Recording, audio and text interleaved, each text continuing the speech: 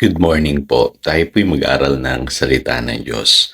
The Book of James, aklat po ng Santiago chapter 4 verses 1 to 3. Saan nanggagaling ang inyong mga alitan at pag-aaway? Hindi ba't nagmumula yan sa masasamang nasa na naglalaban-laban sa inyong kalooban? Mayroon kayong minimithi ngunit hindi nyo makamtan. Kaya't papatay kayo kung kailangan. Mapasain nyo lamang iyon.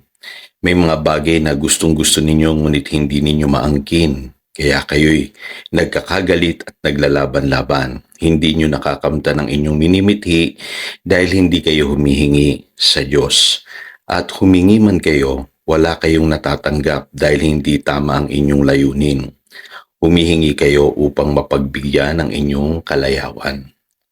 What prayer can do? Ano ba nagagawa ng panalangin? At ano po ang pagkakaiba ng taong nananalangin doon sa hindi nananalangin?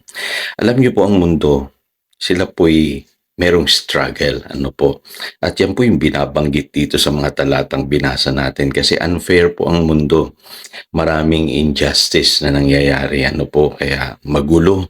Laganap yung disorder, yung mga paglalaban-laban, yung sinasabi diyang pag-aaway-away, mga digmaan, at troubles na nagaganap. Ano po? Kasi ang mundo po walang kapayapaan po yan. Ano po? Kaya ang nangyayari ay makakakita talaga tayo ng papasama na kalagayan sa lipunan. Ano po?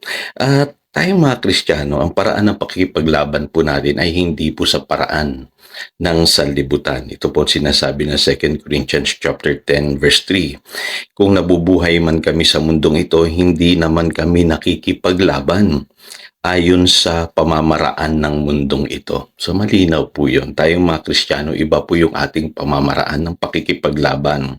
Sabi sa Ephesians chapter 6 verse 12, our struggle is not against flesh and blood. Hindi tao ang kalaban natin, kundi mga espiritong makapangyarihan sa mundong ito. Kaya ang the best way para tayo po ay makipaglaban sa mundong ito ay sa pamamagitan ng pananalangin. At yan po ang itinuturo sa atin ng salita ng Diyos. Ang mundo, hindi sila makaka-experience sa kapayapaan. Laging magulo, laging may digmaan, may pag-aaway-away, may alitan, ano po. At gustong-gusto ng diablo yun. Ano po, ang malungkot pa doon, hindi rin nila nakukuha yung kanilang minimithi. Ano po, manalangin man sila, hindi nila tinatanggap dahil mali yung kanila pong layunin o motibo.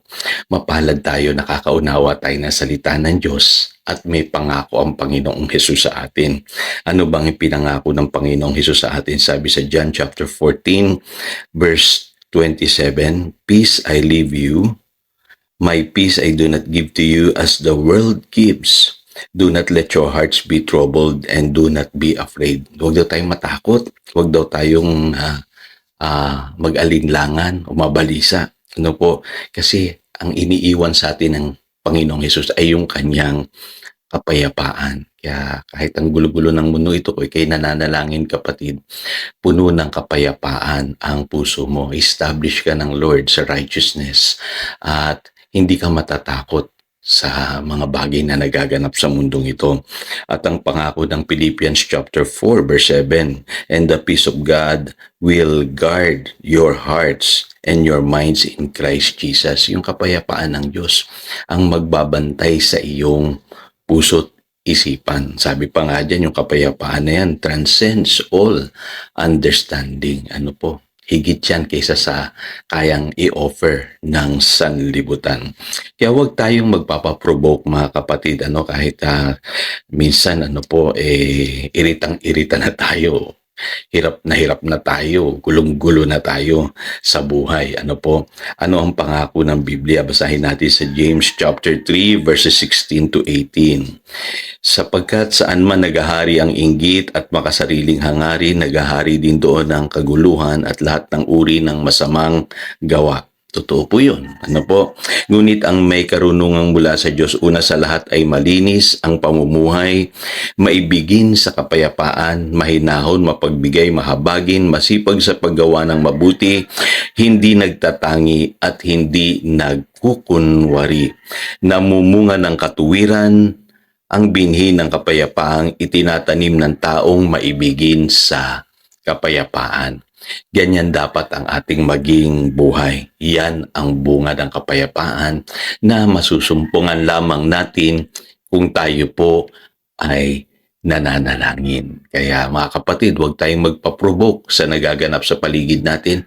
Manatili tayong nananalangin at sasaatin ang kapayapaan ng Diyos. Tayo po'y manalangin. Dakilang Diyos, salamat po sa mga katotohanan ito. Alam namin ito po ang kailangan namin sa panahong ito. Ang mundo'y papagulo ng papagulo dahil po sa kalagayan ng puso ng tao. Pero salamat kami nakakapanalangin at sa aming pananalangin binibigyan mo kami ng kapayapaan at maayos na buhay.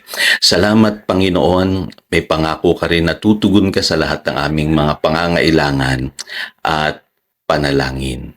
Salamat po. Yan ang aming panalangin. In Jesus' name we pray. Amen. Again, ito si Pastor Jojo nagpapaalala upang daluyan tayo ng pagpapala, manatili tayo sa kanyang salita. Good morning.